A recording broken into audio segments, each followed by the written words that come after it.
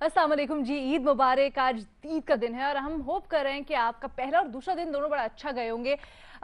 हमें ज़रूर social media पर अपनी फीडबैक शेयर करके बताइएगा कि कैसा रहा आपका आज का दिन, बेशक दूर दूर से ही सही, लेकिन आई होप आप लोगों ने एक दूसरे के साथ ईद का जश्न, ईद की खुशियां ज़रूर बांटी होंगी। तो इसी स्पिरिट को हम जारी रखेंगे और हमने आज दावत दी है कुछ वर्किंग वुमेन को, working journalist to be specific. और त्यौहार तो ऐसे ही खुशियां बांटने का दिन होता है, लेकिन कितना मुख्तलिफ होता है उन खवातीन के लिए जो कि घर से बाहर निकलती हैं, जिनकी दूसरी कमिटमेंट्स भी होती हैं और उन्हें उनको भी पूरा करना होता है। तो ये वर्क होम बैलेंस और ख़ास तौर पे त्यौहार पे किस तरह का एक्सपीरियंस होता है, ये जानेंगे हम। हमारे जियो की स्क्रीन पे ही आते हैं ये सब, और इनको दूसरी स्क्रीन पे भी वैसे तो आप देखते रहते हैं, लेकिन आज हमने दावत दी है महमद सरफराज को, बेनज़ीर शाह को, शजिया नियाजी और रीमा उमर साहिबा भी हमें ज्वाइन कर रही हैं। तो सबको सबसे पहले तो ईद मुबारक। आई होप सबकी बड़े मजे की गुजर रही होगी। महमल, आपको मैं देख रही हूँ आप काफी अरसे के बाद निकली हैं घर से, तो हाउ वाज योर ईद और कितना चेंज था आपके लिए?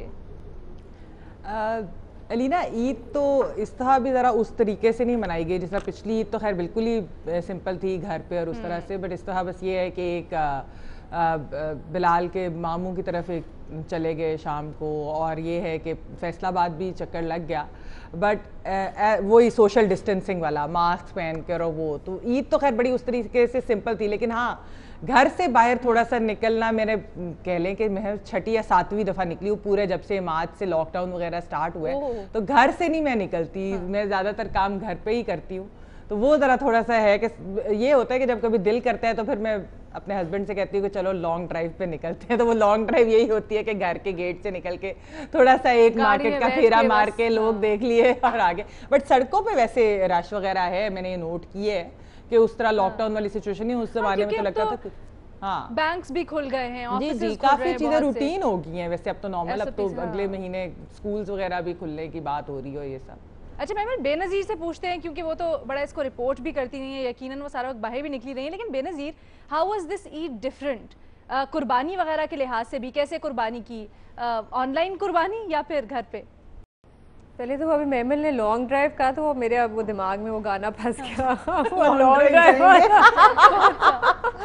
तो वो मेरे अब दिमाग में जो है वही अभी घूम रहा है। मेरी भी ईद जो है वैसे ज़्यादातर अलीना, मैं बहुत ही वैसे एक प्राइवेट पर्सन हूँ। मुझे ज़्यादातर शौक होता है क्योंकि मैं ओनली चाइल्ड हूँ अपने पेरेंट्स की, तो मेरा ज़्यादातर शौक होता है कि मैं घर में ही रहूँ, चाहे कोई सी भी ईद हो। मैं कोशिश करती हूँ कि मैं ज़्यादातर घर में रहूँ, लेकिन इस ईद में भी ज़्यादातर हम लोग घर पे ही हैं। पिछली ईद पे भी यही था। और मैं तो बहुत सख्त क्वारंटीन है मेरा, मैं बहुत कम निकलती हूँ क्योंकि मुझे तो अभी भी इस वायरस से, आपको पता है, बहुत डर लगता है। और ईद से पहले हम देख रहे थे रश भी कितना था बाज़ारों में, लोग मास्क भी कम पहन रहे थे, और अब देखें ईद के बाद क्या हालात बनते हैं। तो इसलिए मैं तो वैसे ज़्यादातर निकलती ही नहीं हूँ। बस बच्चों का होता है कि उनको तैयार करके उनको ज़रा आप कहीं ले जाओ ड्राइव वगैरह पे, या वैसे तो मेरा कोई इतना कोई प्लान नहीं है ईद का।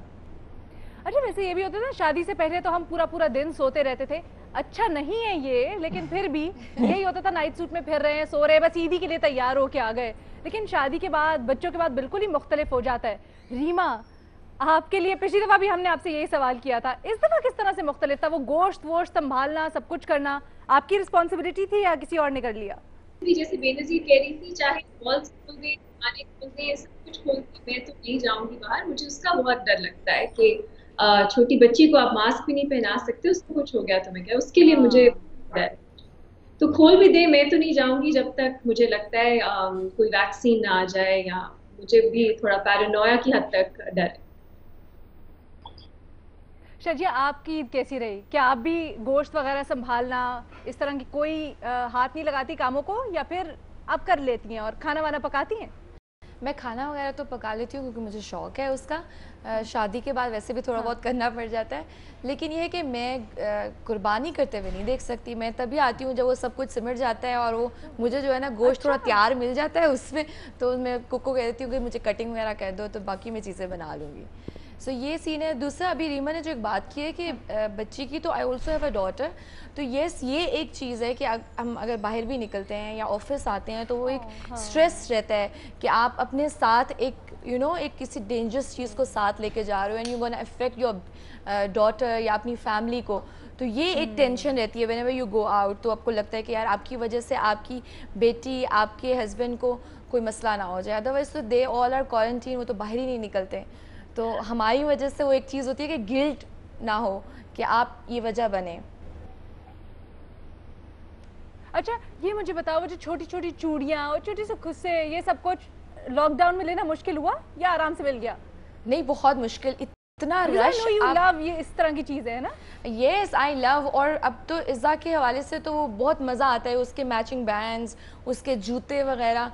लेकिन जब एक दिन मैं निकली हूँ तो जो हालात थे मार्केट के, सो वी डिसाइडेड कि जस्ट कन्फाइंड रहे हैं, जो अवेलेबल बैंड्स और चीज़ें हैं, बस एक ड्रेस ले लें और बस निकलने वाली करें। और आप ऑनलाइन शॉपिंग भी नहीं कर सकते क्योंकि आप मंगवाओ कुछ और आता कुछ है। तो मतलब इससे बेहतर ही है कि तो ऑनलाइन शॉपिंग में ना साइज का बड़ा मसला होता है, समझ ही नहीं आती कि क्या। नहीं, वो तो हर वक्त मेरी तो खैर उल्टी कोई ना कोई और चीज आ जाती है, कुछ मंगवाओ तो आता कुछ और है, तो इसलिए वो वैसे ही पैसे जाया करने वाली बात होती है। तो मैं तो ऑनलाइन शॉपिंग भी ड्रेस वगैरह और इस तरह की चीज़ों पे रिस्क नहीं लेते हैं। अच्छा पिछली दफा जब हमारी महमल से बात हुई थी, जैसे शजिया ने कहा कि बनाना पड़ जाता है शादी के बाद, महमल आपने कुछ सीखा क्या बनाना? जिस तरह मैंने रीना पिछली बार भी बताया था कि मुझे तो लॉकडाउन के बाद ही मुझे खाना पकाना मैंने सीखा है। उसके अंदर भी वो रेसिपीज खाला से वॉइस नोट्स मंगा के, लेकिन वो 5-6 और एक ऑनलाइन उनके बड़ी इजी होती हैं। तो मैं 2-3 उनसे सीखी हैं, 3-4 मैंने खाला से सीखी है। तो बस वही डिशेस रिपीट होती हैं। मैं कोई नई चीज़ें नहीं ट्राई करती भाई, बस ठीक है जो बना दिया खा लो। अच्छा मुझे मज़ा आता है जब कोई मतलब आप बनाते हो ना तो फिर आपको कोई तारीफ मिले या ऐसे, और जब जिनके लिए बनाते हो उनको मज़ा आ रहा होता है ना, आप बेशक खुद खाओ ना खाओ, वो एक आई डोंट नो एक अलग सा एक मज़ा है। सो आई ऑलवेज ट्राई। और मैंने बनाना भी शादी के बाद ही शुरू किया है क्योंकि मेरी फैमिली में जो बहुत ज़्यादा हैपनिंग रहती है, गेस्ट हमारे घर बहुत, अब तो क्योंकि हालात ऐसे हैं तो इस तरह का नहीं हुआ, लेकिन वैसे बहुत गैदरिंग्स रहती हैं। तो so I was always into it. अच्छा ये बताओ शजिया, बिकॉज थोड़ा सा मैं आपसे पूछूंगी, हमारे रेगुलरली आपसे इतनी बात नहीं होती है, तो हम जानना चाहते हैं अबाउट योर शादी। Was it a love marriage और arrange marriage? Oh it's arrange marriage. अच्छा अंडरस्टैंडिंग नहीं थी? हाँ, वो जो लड़का और लड़की की कोई अंडरस्टैंडिंग नहीं थी। नहीं भाई, प्योरली अरेंज मैरिज थी। और ये वो क्वेश्चन है जो बहुत ज्यादा पूछा जाता है, and it's totally arrange marriage है ना। और अच्छा आई डोंट नो, बहुत से लोग इस बात को होता है, हाँ कोई बहुत से लोग यकीन भी नहीं करते कि नहीं भाई हम नहीं मानते कि ये अरेंज मैरिज है। अच्छा बेनज़ीर, ऐसा क्यों होता है कि लव हो या अरेंज हो, फैमिलीज में हमारे अमूमन यही रिवाज होता है कि बड़े उसको लव मैरिज को ऐसी इंट्रोड्यूस कराते थे, अंडरस्टैंडिंग हो गई थी। लड़का और लड़की की शादी से पहले अंडरस्टैंडिंग हो गई थी। पता नहीं वो लव, आई थिंक वो लव मैरिज का लफ्ज ही नहीं इस्तेमाल करना, वो शायद वो जो एक लव एक वर्ड है ना उसमें, शायद उससे पता नहीं, शायद अभी तक पता नहीं क्यों डर लगता है। वैसे हम तो बचपन से कितनी बॉलीवुड की मूवियाँ देखते थे, उसमें स्टोरी यही होती थी लव मैरिज की, लेकिन फिर भी हमने आई थिंक वो कभी आज तक एक्सेप्ट नहीं किया कि ये लव मैरिज है। अभी तक मेरा नहीं ख्याल है कोई है जो कहेगा कि उनके बच्चों की लव मैरिज हुई है। लव मैरिज हुई है वाकई में। रीमा ऐसा क्यों है? जिससे पूछो लव मैरिज नहीं जी, हमारे बच्चों की अंडरस्टैंडिंग थी। हाँ बिल्कुल आप ठीक कह रही है, लेकिन मुझे भी समझ नहीं आती कि हम लोग प्यार या हमारे सारे पोइट्री, हमारा लिटरेचर, हमारी फिल्में, वो सब प्यार के बारे में है, मोहब्बत के बारे में, लेकिन वो सब अप्रिशिएट भी करते हैं, लेकिन अपनी जिंदगियों में हम हिचकिचाते हैं कि हम मोहब्बत की बात करने में। तो माँ बाप का भी मेरा ख्याल है यही, और कपल्स का भी। अब तो मुझे बल्कि ये डर है कि हम लोग तो चले ये सब फिल्में देख के बड़े हुए, हमें फिर भी वो एक मतलब रोमांस एसोसिएटेड है इन सब चीज़ों से। अब तो हर चीज़ इतनी तेज़ी से बदल रही है, लोग एम्बैरेस्ड फील करते हैं मोहब्बत की बात भी करने से। आप कपल से भी पूछो, वो भी उसको की बात करते हैं, नहीं अब ऐसा है वैसा है। मेरा ख्याल है इसमें कुछ हिचकिचाहट नहीं होनी चाहिए। अगर आपको मोहब्बत थी तो आपको उसको ओपनली एडमिट करना चाहिए, इससे खूबसूरत क्या बात होती है। और अब तो ज़माना चेंज भी हो रहा है, लोग बड़े एक्सेप्टेबल हो रहे हैं, इंक्लूसिव हो रहे हैं, तो हम यही एक्सपेक्ट करते हैं कि बल्कि अब तो पेरेंट्स जो है वो मेरे ख्याल से प्रेफर करते हैं। नहीं, मैं पेरेंट्स मेरे ख्याल से एक उम्र के बाद लड़कियों से खुद ही कहते हैं कि भाई खुद ढूंढ लो बल्कि जाके। वो जो रिवायती चीजें तो यही कहते हैं, लेकिन वो फिर भी अरेंज मैरिज ही कहेंगे उसको। अच्छा, वैसे आई एम श्योर आप लोग अपने अपने एक्सपीरियंसेस शेयर करो। वो जो एक जमाने में होता था कि ट्रॉली लेके जाना और उसके बाद लड़के वाले आ रहे हैं, देख रहे हैं, कर रहे हैं। कभी नहीं, कभी जिंदगी में किया। ट्रॉली लेकर जाती, ऊपर ही चाय गिरा देती, तो नहीं, मैंने किया था। कभी नहीं हुआ। मैंने एक दफा किया था, मैंने कहा मेरी था चाय friends की बनाओ, फैमिली में बहुत तो मुझे चाय बनाना आती नहीं थी ना, मैं चाय पीती हूँ, मैं चाय नहीं पीती, तो मुझे आती भी नहीं थी, तो मैंने फिर तो क्या किया? वो कुछ और ही बन गया।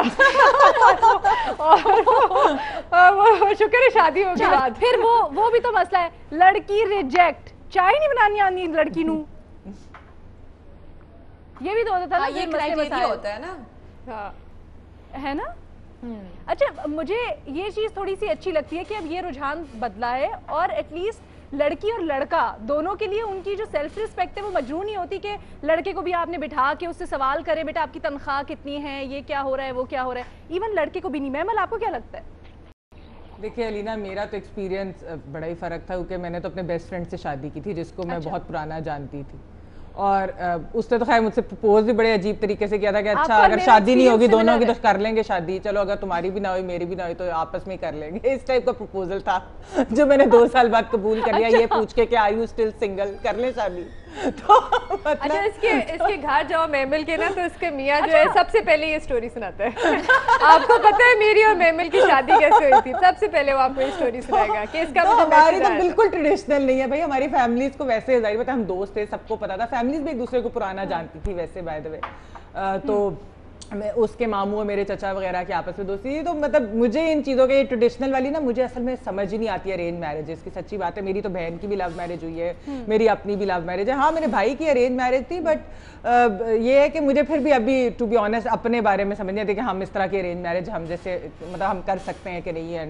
एनीवे लोगों के होती हैं का माशाल्लाह कामयाब भी होती है, बड़ी अच्छी बात जिनकी है। होती है, हाँ, बहुत अच्छी होती है। मेरे अपने बहन भाई की अरेंज मैरिजेस हुई हैं, दे आर वेरी हैप्पी माशाल्लाह। जिनकी होती है, हाँ, लेकिन वो वाली जो एक चीज़ है ना, वो डेफिनेटली बड़ी मायूब सी लगती है कि लड़के लड़की को बिठा के आप हाँ, उनसे हाँ, सवालात बहुत कर यार रहे हैं, अजीब फिर वो है, हाँ। रिजेक्शन की एक दूसरे, हाँ। देखिए ये एक है अच्छा, ना, मैं हम एक बात working कहना चाहूँगी ladies कि से अगर बात पेरेंट्स, करें, हाँ। पेरेंट्स अगर बच्चों के कॉन्सेंस ले लेते हैं कि भाई ये ऑफर है, ये रिश्ता है, आप क्या समझते हो, आपका कोई और मतलब कोई है तो नहीं, अगर ये सब पूछ लेते हैं फिर उसमें कोई हर्ज नहीं है। वैसे भी ये because, बड़ा हाँ। डिमीनिंग है कि आप किसी ये को बड़ा देखने अच्छा जा point रहे है, हो हाँ। और फिर आप उसे नहीं, हाँ, रिजेक्ट कर thank दो। God ऐसा, वेरी डिमीनिंग, आई थिंक ये इस तरह की चीजें होनी नहीं चाहिए। अच्छा, हम लोग वर्किंग लेडीज से मुतल्लिक बात कर रहे हैं और बेनज़ीर, मेरा ख्याल है इस क्वारंटीन में सबसे ज़्यादा आप ही बाहर निकली हैं, फील्ड में भी आपने रिपोर्टिंग की है, तो कितना मुश्किल होता है ख़वातीन के लिए खुसूसन, कितना मुख्तलिफ होता है त्यौहार पे बाहर निकलना, कोई कमिटमेंट्स होती हैं उनको पूरा करना, और बच्चों के साथ स्पेशली? रिपोर्टिंग करना इतना मुश्किल नहीं होता, घर पे बैठ के काम करना ज़्यादा मुश्किल होता है, क्योंकि बच्चे भी होते हैं, फिर वो सफाई भी हो रही होती है, फिर वो हज़ार और चीज़ें होती हैं। तो एक घर का जो सिस्टम होता है वो आपको भी प्लान करना पड़ता है। अपने लिए आप एक स्केड्यूल बनाओ और फिर एक जगह ढूंढना जहाँ पे आप बैठ के काम कर सकते हो। बच्चों के लिए एक स्केड्यूल बनाओ, उनके भी स्कूल बंद हैं, बल्कि वो कुछ मेरी बेटी की एक ऑनलाइन क्लासेस होती थी, वो भी एक मेरे लिए मुसीबत थी, क्योंकि उनको पकड़ो फिर बिठाओ ऑनलाइन क्लास के लिए, फिर उनको होमवर्क कराओ, तो वो बड़ा मुश्किल होता है। ये जो एक स्केड्यूल बनाना और टाइम नहीं हुआ कभी पीछे से? हाँ, एक मैं बच्चा आ रहा है सबसे ज्यादा दूसरे मुझे के ये डर लगता था, स्पेशली रिपोर्ट कार्ड में, कि अभी पीछे से एक कोई बच्चा आके गुजरेगा और वो वीडियो वायरल हो जाएगी। सबसे ज्यादा। पर अभी भी अलीना, आई एम श्योर आप भी हसन करती साहब होंगी। कहेंगे, ओए ये क्या हो रहा है? वो वैसे ही पहले सीरियसली नहीं लेते मुझे ज्यादा। आई थिंक वो अब और भी कम सीरियस मुझे लेंगे अगर कोई बच्चा उनको नजर आता है। पर अभी भी आई थिंक आप भी एक्सपीरियंस करती होंगी, और जो जितनी भी वर्किंग लेडीज हैं, अभी भी बड़ा मुश्किल है। घर पे आप काम करो या ऑफिस में काम करो, अभी भी औरतों को स्टीरियोटाइप किया जाता है अभी भी इस इंडस्ट्री में। मुझे एक दफ़ा एक कॉल आई थी किसी की, उन्होंने मुझे कहा हम एक शो के लिए होस्ट ढूंढ रहे हैं। तो मैंने कहा अच्छा, तो उन्होंने कहा हम सोच रहे थे आपको कंसिडर करें। तो मैंने कहा खैर मैं तो टीवी से वैसे ही बहुत डरती हूँ, कैमरे से, तो मैंने कहा नहीं मैं तो नहीं करना चाहती। तो मैंने वैसे ही पूछा उनसे, मैंने कहा आप क्यों मुझे कंसिडर कर रहे थे? तो उन्होंने कहा क्योंकि हम एक फीमेल होस्ट चाहिए थी, पैनलिस्ट जो थे वो मेल थे, तो हम चाह रहे थे एक फीमेल होस्ट करने के। तो हम चाह रहे थे कि स्क्रीन जो है ना वो बैलेंस हो जाए, पूरा हो जाए, हाँ बैलेंस हो जाए। तो मैंने कहा आपने बैलेंस करना है तो आप एक मेल एंकर बिठाएं और फीमेल होस्ट बिठा दे एनालिस्ट। तो उन्होंने कहा नहीं ऐसे कैसे हो सकता है, मतलब अभी भी स्टीरियोटाइप होता है कि मतलब बैलेंस करना है तो बिल्कुल इस सही तरह कह रही हैं। और ना सिर्फ प्रोग्राम्स में बल्कि न्यूज में भी इसी तरह से होता है कि जब बैठे होते हैं तो at times I am so sorry to be saying this, लेकिन ऐसा है, हकीकत है, ये समझा जाता है कि शायद फीमेल्स उतनी कॉम्पिटेंट नहीं होती जितनी मेल उनका काउंटर वैसे अलीना, आपने वो बात। हाँ। आपने मैंने कहा सबसे सवाल के लव अरेंज, अपना तो बताओ ना यार।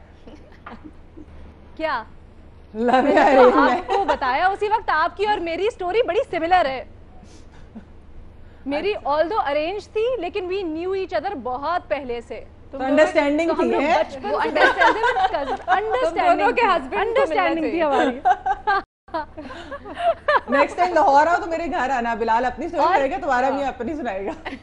और मेरा मियाँ भी हमेशा जब भी दोस्त आते हैं ना हमेशा यही बताते हैं, वो हम लोगों की ना इस तरह हुआ था कि हम लोग बचपन में जब साथ थे तो एक साथ मोनोपोली खेला करते थे। हमेशा यहाँ से स्टार्ट होती है।